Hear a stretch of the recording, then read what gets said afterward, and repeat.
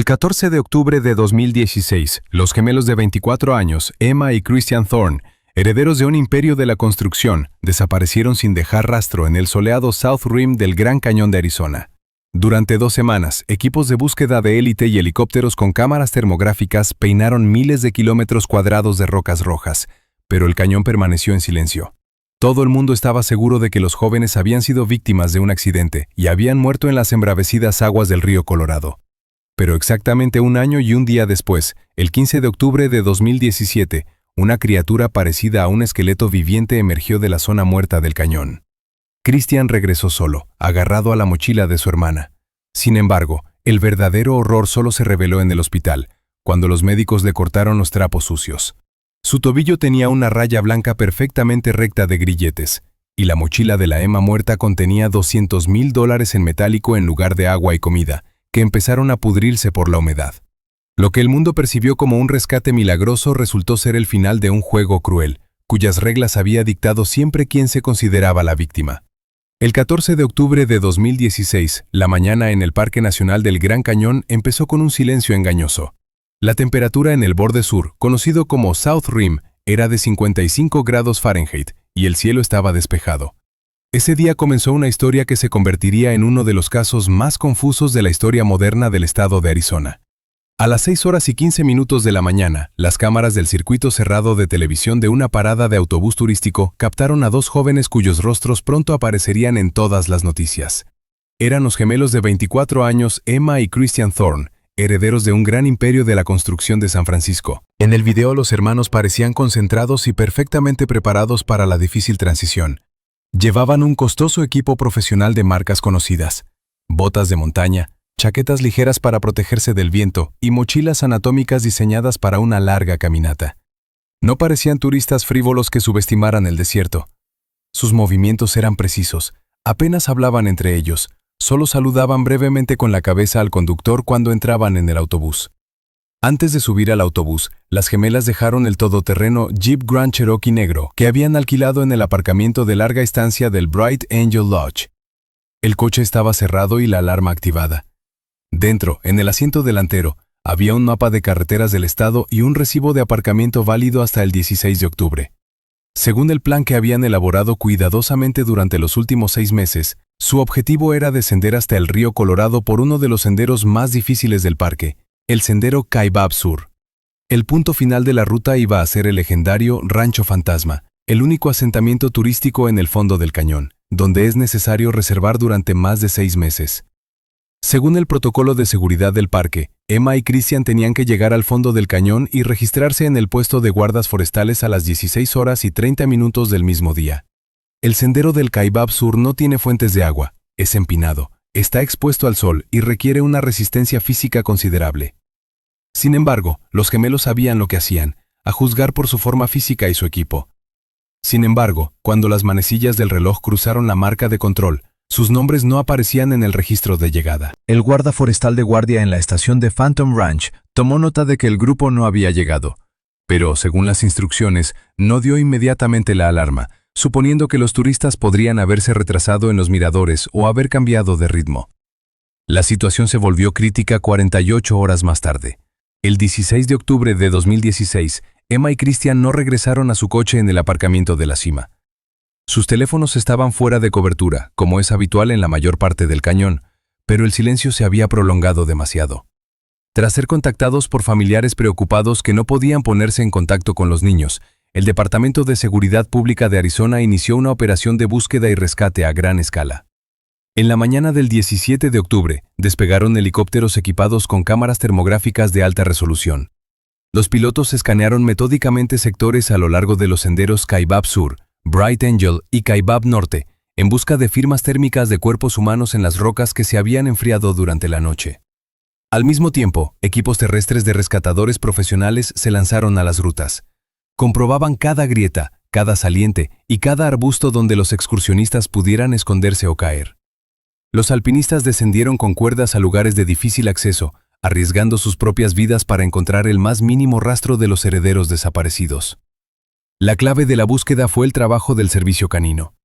Un perro de búsqueda experimentado, adiestrado para encontrar personas vivas, siguió con confianza el rastro desde el lugar de aterrizaje del transbordador. El perro guió al grupo por el serpenteante sendero del Kaibab Sur, pasando por las primeras plataformas de observación. El perro se comportó con confianza, siguiendo claramente el rastro hasta un punto conocido como W.A. Point. Se trata de un punto popular que ofrece vistas panorámicas de la parte oriental del cañón. Sin embargo, aproximadamente a 1,5 kilómetros por el sendero, en un punto donde enormes rocas rojas crean una bolsa natural y bloquean cualquier señal de satélite, el perro se detuvo de repente.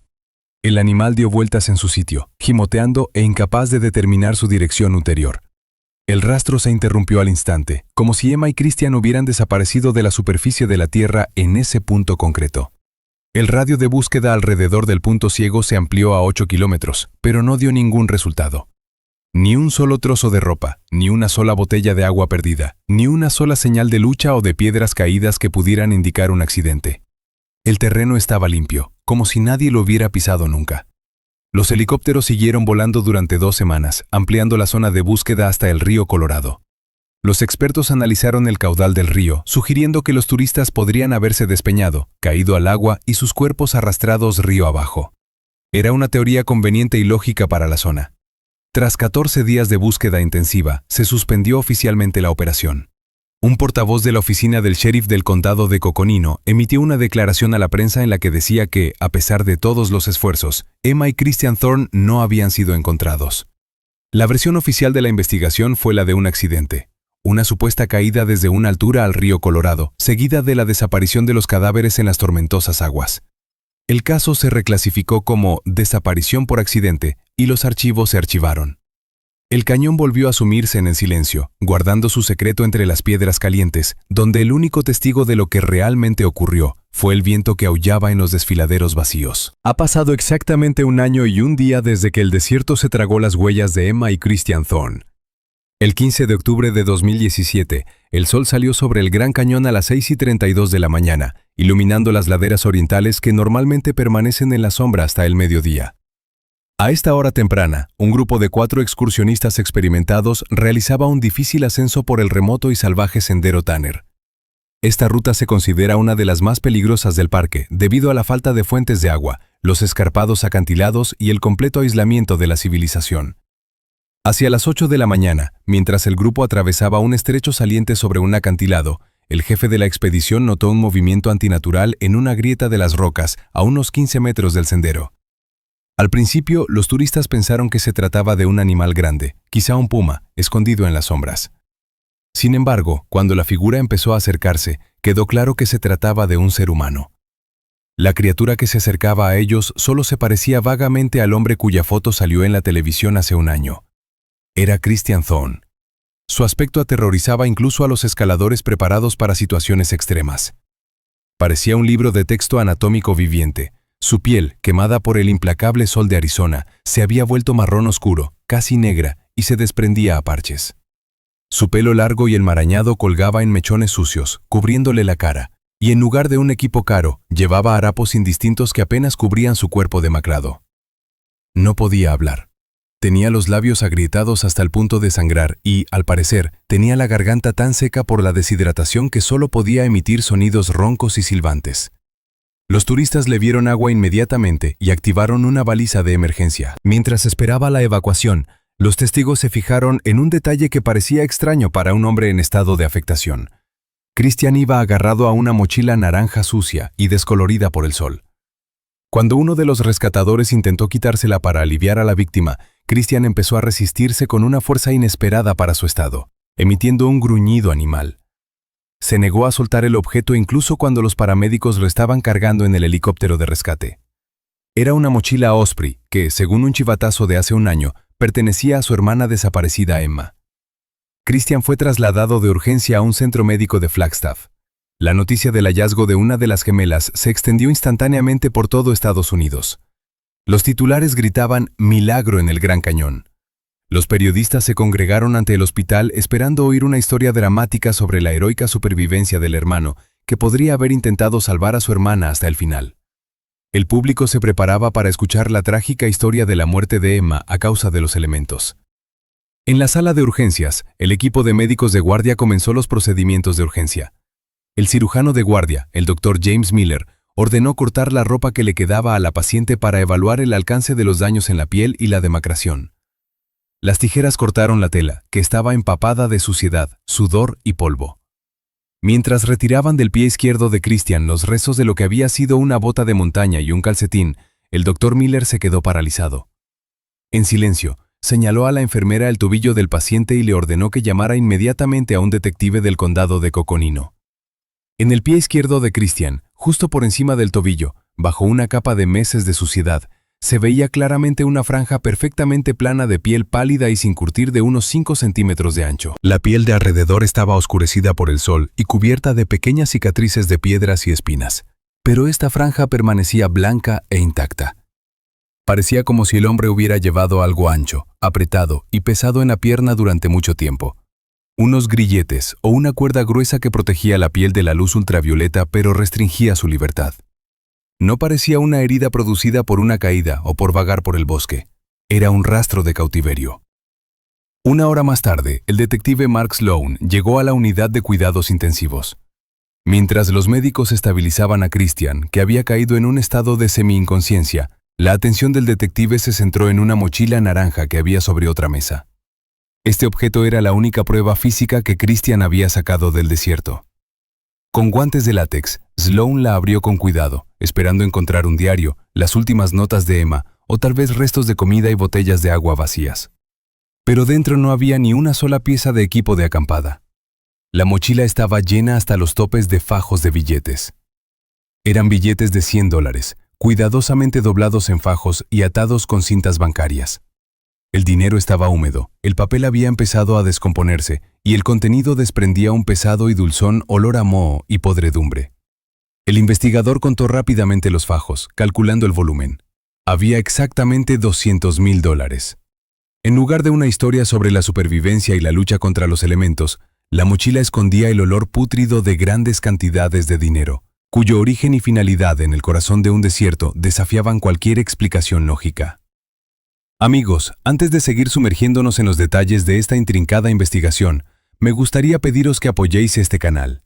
Por favor, suscríbete, haz clic en la campana, dale a me gusta a este video y deja tus comentarios. Es tu actividad la que ayuda a los algoritmos de YouTube a promover este tipo de contenidos para que el mayor número posible de personas conozca la verdad sobre estos misteriosos sucesos.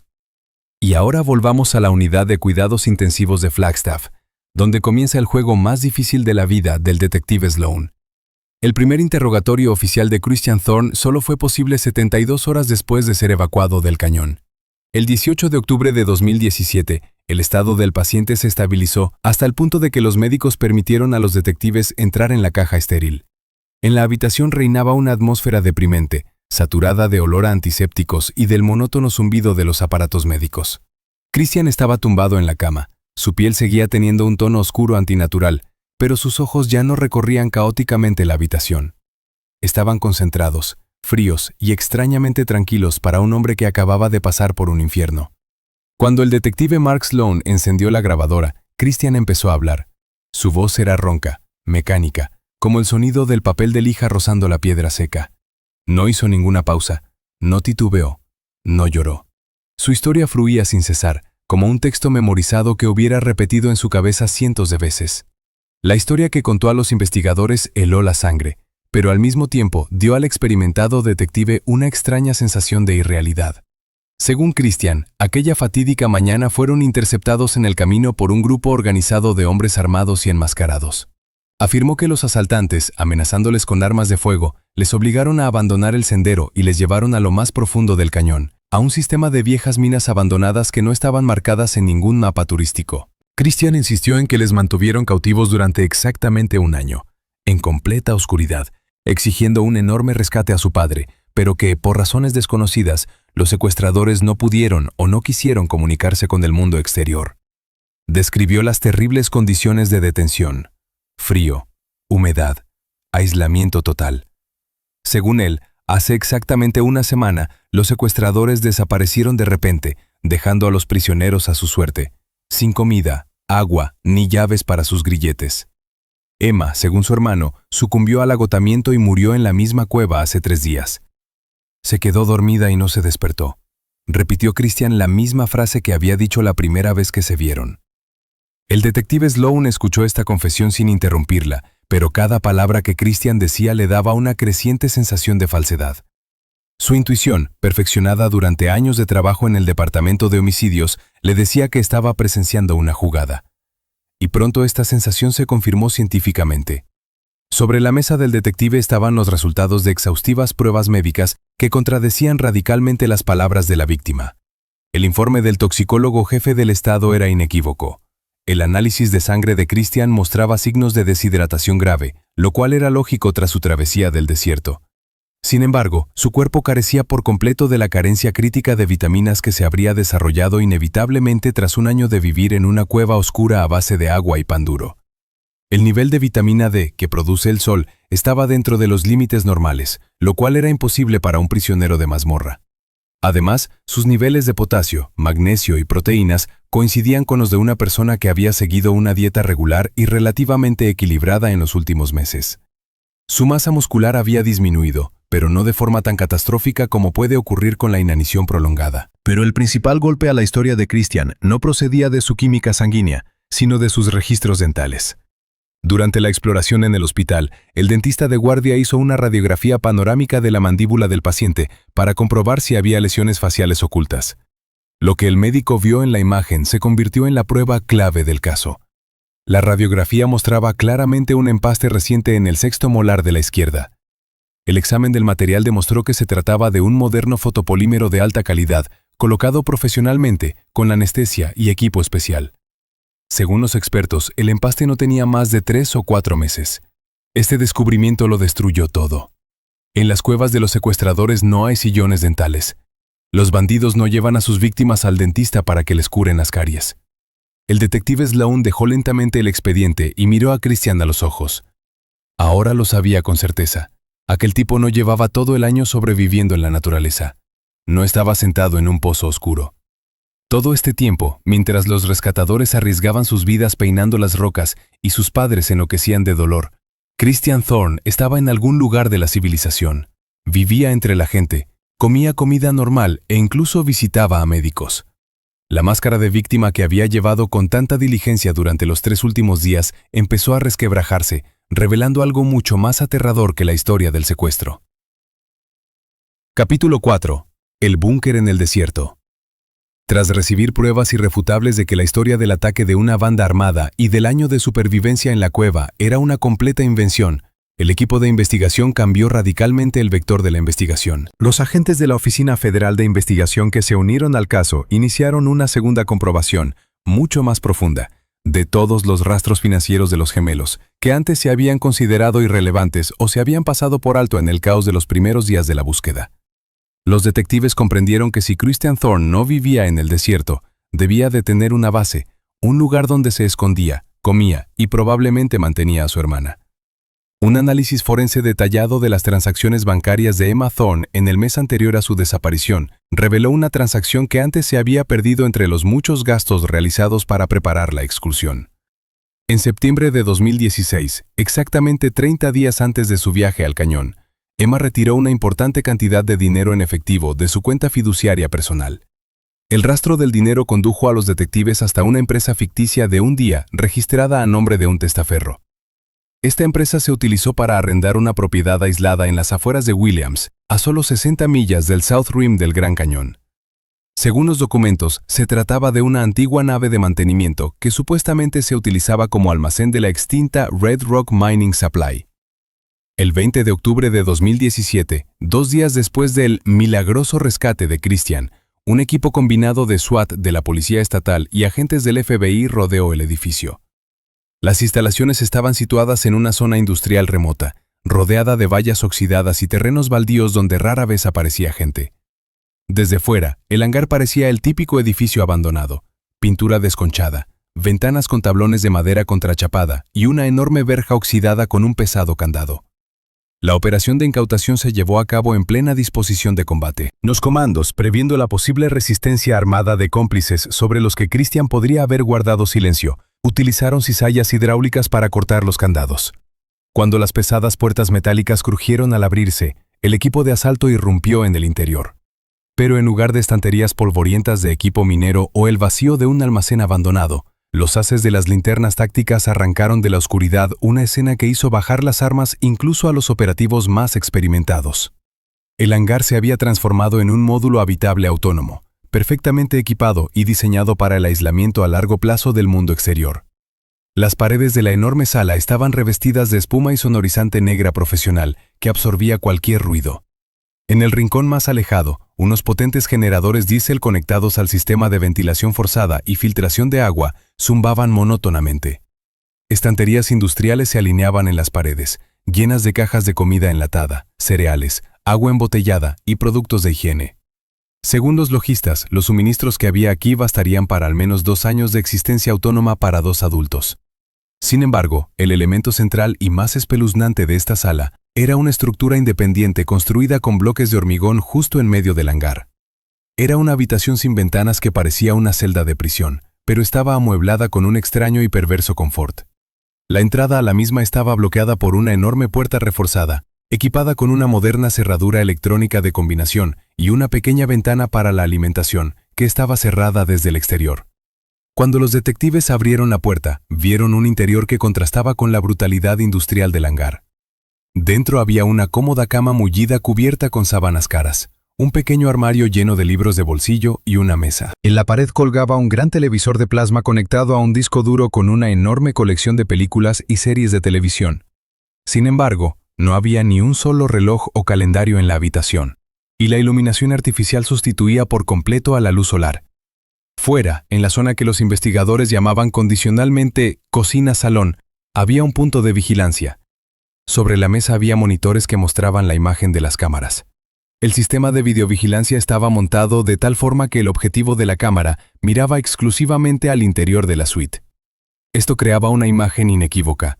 Una persona vivía con relativa libertad en el espacio del hangar, vigilando a través de las pantallas a la otra persona, que estaba encerrada en una caja de hormigón. Al inspeccionar los alrededores del hangar, los detectives encontraron pruebas en un contenedor de basura cubierto con una lona que acabaron por destruir la leyenda del secuestro. Entre los residuos domésticos había cheques y recibos arrugados. Uno de ellos, de una clínica dental privada de Nogales, México, estaba fechado en julio de 2017. Junto a él había billetes de autobús usados para un viaje de Flagstaff a la zona fronteriza y vuelta. Los hallazgos sugerían lo impensable. Uno de los habitantes de este búnker salía regular y libremente de sus fronteras. Esta persona subía a un autobús, viajaba a otro país para recibir tratamiento dental, compraba productos frescos en los mercados de agricultores, pagaba en efectivo y regresaba voluntariamente a esta trampa de hormigón. Christian Thorne no era una víctima indefensa de secuestradores desconocidos. Tenía las llaves de la puerta principal, tenía acceso al transporte y libertad de movimientos. Pero cada vez que volvía al hangar, donde alguien estaba viendo películas tras gruesos muros, no sabía qué día ni qué año era. La cuestión de quién era el carcelero y quién el prisionero en este extraño juego parecía resuelta hasta que uno de los forenses observó un extraño detalle en el interior de la puerta de la celda.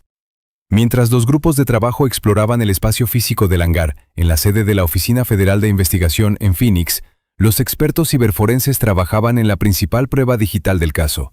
Un ordenador portátil seguro encontrado en una mesa de la sala de estar del búnker. El dispositivo estaba protegido por sofisticados algoritmos de encriptación, pero los expertos tardaron menos de 24 horas en burlar la protección. El 21 de octubre de 2017, los investigadores accedieron a los archivos recuperados y el contenido del disco duro cambió instantáneamente el retrato psicológico de los participantes en este drama. Los terabytes de datos encontrados contenían un archivo completo de correos electrónicos y mensajes de mensajería entre Emma y Christian Thorne un año antes de su desaparición. Estos textos revelaban la dinámica tóxica y aterradora de la relación entre los gemelos, que se ocultaba tras la fachada de una familia adinerada ideal. Emma no aparecía ante los investigadores como una hermana cariñosa, sino como una sociópata fría y calculadora con un nivel de inteligencia extremadamente alto. La correspondencia demostró que tenía pleno control sobre todos los aspectos de la vida de su hermano. Gestionaba sus finanzas, aprobaba o rechazaba sus solicitudes de trabajo e incluso destruía sus relaciones sentimentales si no le gustaba la chica. En una de sus cartas, fechada en enero de 2016, Emma escribió: «No eres nada sin mí, Christian. No eres más que una sombra que yo arrojo. Haz lo que te digo y estarás satisfecho». Pero el descubrimiento más importante fue una carpeta llamada Proyecto Éxodo. Era un plan detallado, minuto a minuto, para escenificar su desaparición conjunta. Los documentos confirmaban las conjeturas de los analistas financieros. Emma se preparaba para huir de una inminente investigación federal sobre fraude en la organización benéfica de su padre. Sabía que se presentarían cargos en otoño de 2016 y no tenía intención de ir a la cárcel. El proyecto Salida implicaba la creación de un búnker autónomo, la compra de suministros y un escenario de muerte en el cañón. En este plan, a Christian se le asignó el papel de un recurso necesario, un equipaje viviente que pensaba llevar consigo para que sirviera a sus necesidades en el aislamiento. Lo consideraba una herramienta completamente subordinada a su voluntad. Según la intención original de Emma, ella iba a ser la encargada de este almacén y Christian el que cumpliera sus órdenes. Sin embargo, las pruebas físicas del propio hangar contaban una historia completamente distinta, mucho más aterradora. Mientras los analistas leían los archivos, los forenses de Williams examinaron a fondo la celda de la prisión. Les llamó la atención el penetrante olor a pintura fresca. Las paredes del interior del cubo de hormigón estaban pintadas de un blanco estéril, y la capa de pintura parecía demasiado nueva para una habitación que, al parecer, no había estado ocupada durante la última semana. El jefe del equipo ordenó que se apagaran las luces principales y que se utilizaran potentes fuentes de radiación ultravioleta y el reactivo Blue Star, que reacciona ante los restos biológicos y los daños superficiales. Bajo los rayos ultravioleta, las paredes blancas de la celda se cubrieron de repente de líneas oscuras y caóticas. Eran arañazos profundos hechos por algo afilado, probablemente las uñas o un trozo de cuchara de plástico, que alguien había pintado cuidadosamente antes de que llegara la policía.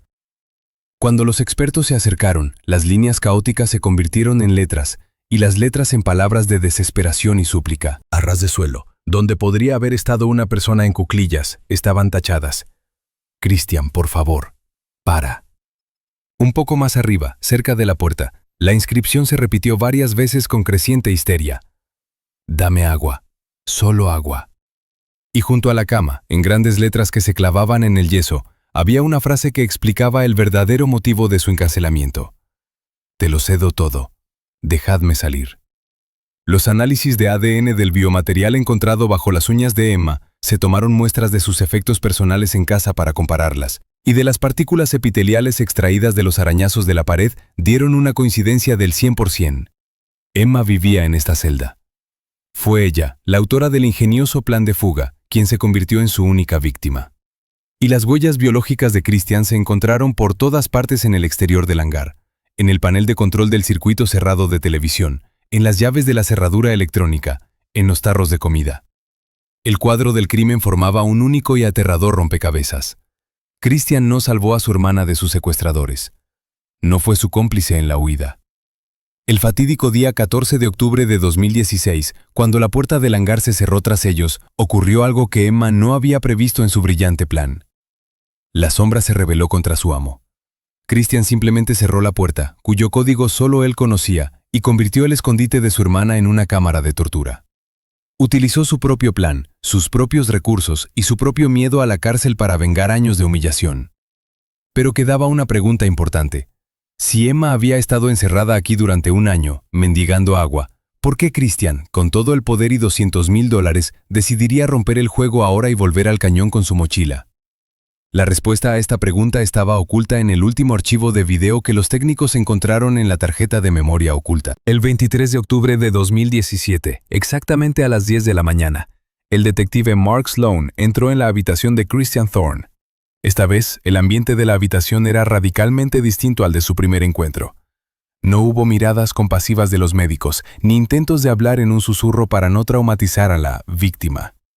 Sloan se sentó en una silla metálica frente a la cama sin decir palabra y expuso lentamente el contenido de una carpeta negra sobre la mesa. No eran informes de interrogatorio ni formularios legales. El detective colocó ante la paciente una serie de fotografías brillantes, tomadas por científicos forenses en un hangar bajo luz ultravioleta. Las súplicas de Emma pidiendo agua y libertad garabateadas en la pared eran claramente visibles. Junto a ellas había copias de recibos de una clínica dental de México e impresiones de billetes de autobús que confirmaban la libre circulación de Christian en los últimos meses. La reacción del sospechoso, captada en el video del interrogatorio, se convirtió en un ejemplo de libro de texto de un cambio instantáneo de personalidad. En cuanto Christian vio las pruebas, la máscara de víctima rota y temblorosa que tan hábilmente había llevado durante una semana simplemente se disolvió. Dejó de encorvarse. Sus manos, que habían estado temblando desafiantes, descansaron tranquilamente sobre la manta, y sus ojos, antes errantes y asustados, se volvieron gélidos y concentrados. La voz con la que hablaba ya no parecía el rechinar de las piedras. Era el barítono seguro y cínico de un hombre que controlaba por completo la situación. ¿Crees que soy un monstruo?, preguntó al detective sin mirar siquiera las fotografías por segunda vez. Simplemente no la conocías. No tienes ni idea de lo que significa vivir 24 años en una jaula con un depredador que lleva tu nombre. Durante las 2 horas siguientes, Christian Thorne prestó un testimonio detallado que reescribió por completo la historia de la desaparición de las gemelas. Confirmó las conclusiones de la investigación, la idea de la desaparición, así como el propio plan, cuyo nombre en clave era Proyecto Éxodo, pertenecían exclusivamente a Emma. Fue ella quien ideó el plan para escapar de la investigación federal, quien alquiló el hangar y compró las provisiones. El plan consistía en esperar en el búnker exactamente 1 año hasta que se calmara el revuelo mediático sobre la fundación de su padre y luego utilizar pasaportes falsos y dinero en efectivo para viajar a Sudamérica. Lo tenía todo planeado, dijo Christian con calma, con una extraña mezcla de odio y admiración en la voz. Tenía preparada nuestra nueva vida, nuestros nuevos nombres. Pero en esta ecuación yo seguía siendo el mismo de siempre, su sombra, su propiedad, su perro domesticado, al que solo se le permitía comer de su mano. El primer día en el hangar, cuando la puerta se cerró tras nosotros, me di cuenta de que si nos íbamos juntos, nada cambiaría para mí. Solo cambiaría una prisión por otra, donde ella sería la alcaide. Según Christian, el momento de la verdad llegó al instante. Emma, segura de su poder sobre su hermano, ni siquiera consideró la posibilidad de una rebelión. Había creado aquel búnker como una fortaleza para su protección, pero olvidó un fatídico detalle que lo cambió todo. Le había confiado el control del sistema de seguridad y las llaves físicas de la puerta interior, creyéndole demasiado débil para traicionarla.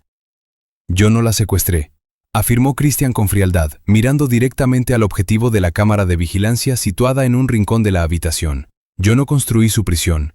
La construyó ella misma, gastándose miles de dólares. Yo solo cerré la puerta desde fuera. Solo giré la llave en la cerradura que ella compró». A partir de ese momento empezó un año que Christian llamó el año de la educación. No pegaba a su hermana, no la torturaba físicamente en el sentido tradicional. Eligió un método más sofisticado y cruel: el aislamiento total y las relaciones mercancía-dinero, llevadas hasta el absurdo. Convirtió su refugio en un confinamiento solitario, donde las necesidades humanas básicas se convertían en moneda de cambio. Durante 12 meses, quebró metódicamente su voluntad. Cada botella de agua, cada lata de conservas, cada hora de luz encendida tenían un precio. Ese precio era su firma. Christian le llevaba documentos legales, escrituras de donación, poderes, renuncias a derechos sobre fondos fiduciarios y bienes inmuebles. Emma, que estaba acostumbrada a gestionar millones, se veía obligada a cambiar sus bienes por la oportunidad de darse un baño o conseguir analgésicos para un dolor de cabeza. Disfrutaba del proceso, observando a través de los monitores cómo su altiva y autoritaria hermana se convertía en una criatura destrozada, dispuesta a mendigar un sorbo de agua. Salía a la ciudad, vivía una vida plena, viajaba, y luego volvía al hangar para ver si ella estaba dispuesta a firmar otro papel. Era la venganza por años de humillaciones dilatadas en el tiempo.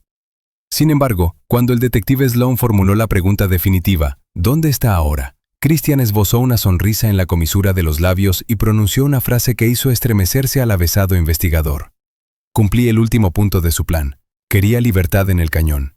Le di exactamente la libertad que merecía y la llevé al lugar donde planeó su final. El 23 de octubre de 2017, el interrogatorio de Christian Thorne alcanzó su punto culminante.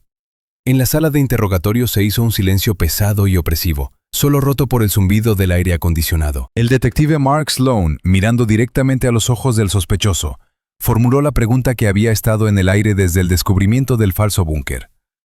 «¿Dónde está ahora?», dijo en voz baja pero con presión. Christian, que ya se había despojado de su máscara de víctima, no respondió inmediatamente. Se echó lentamente hacia atrás y en su rostro apareció una extraña expresión de satisfacción, casi religiosa. «La devolvía donde debía terminar según su propio escenario», dijo con voz firme. «Ella quería formar parte del cañón. Cumplí su deseo». Tras estas palabras, nombró las coordenadas geográficas exactas. No era el fondo de un cañón cercano al río Colorado, donde suelen encontrarse los excursionistas desaparecidos, ni tampoco un mirador popular. El punto del mapa señalaba una sección inaccesible de la meseta de Horseshoe Mesa, una meseta aislada que se adentraba en el cañón, rodeada de escarpados acantilados de más de 2000 pies de profundidad. A las 14:30 del mismo día, un helicóptero de rescate Eurocopter ES-350 despegó del helipuerto de Cray del Sur. Llevaba un equipo especial de respuesta formado por guardas forestales y expertos forenses. El vuelo hasta el lugar especificado duró menos de 20 minutos, pero encontrar una grieta concreta en el laberinto de piedra roja resultó todo un reto.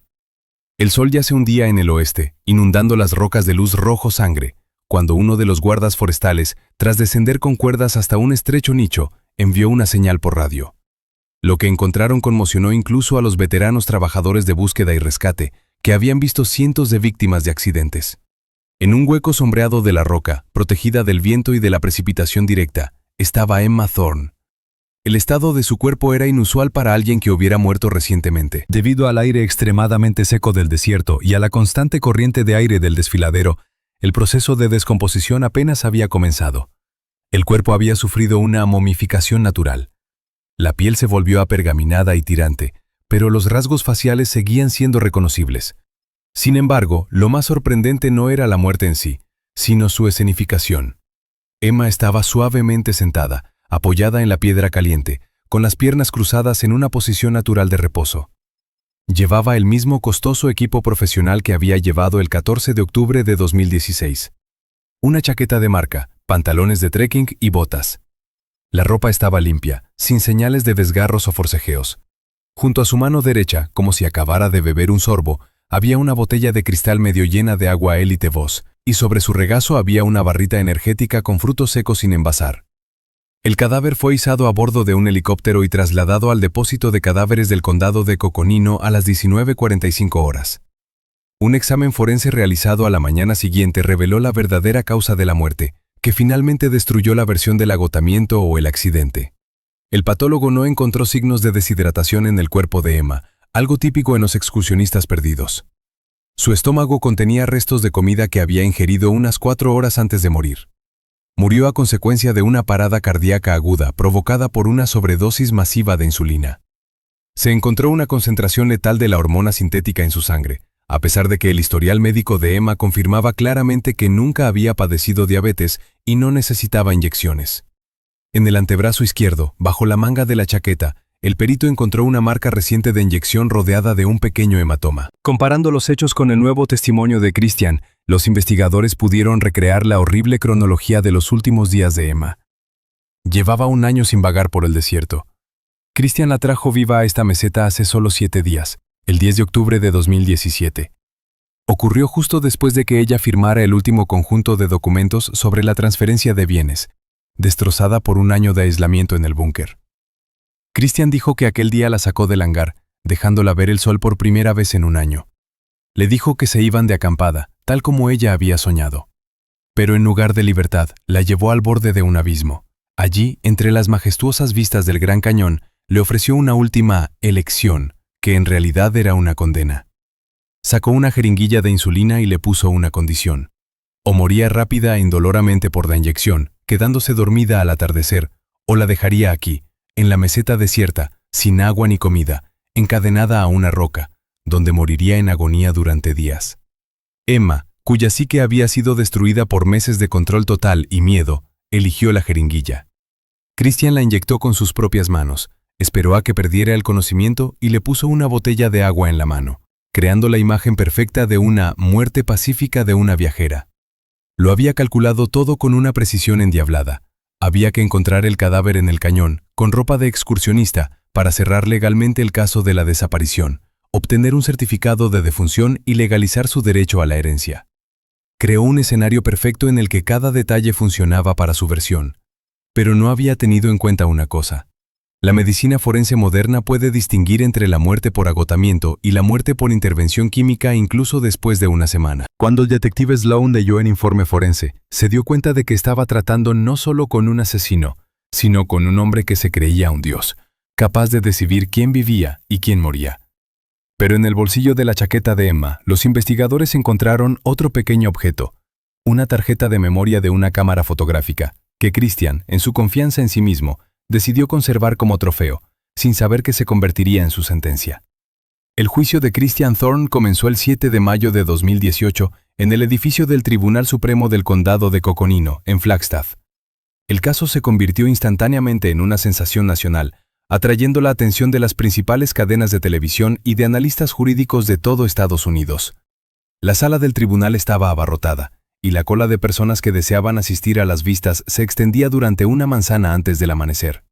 El ambiente en el interior era electrizante, pues la historia del milagro del Gran Cañón, que se convirtió en un horrible thriller de fratricidio, dividió en dos a la opinión pública. La estrategia de la defensa, desarrollada por un equipo de abogados de alto precio de Los Ángeles, se basaba en los conceptos de extrema necesidad y colapso psicológico. La defensa no negó el hecho de la muerte de Emma ni el papel de Christian en ella. En lugar de ello, pintaron metódicamente, día tras día, un retrato de Emma Thorne ante el jurado como una tirana doméstica, manipuladora y sociópata que llevaba años destruyendo la personalidad de su hermano.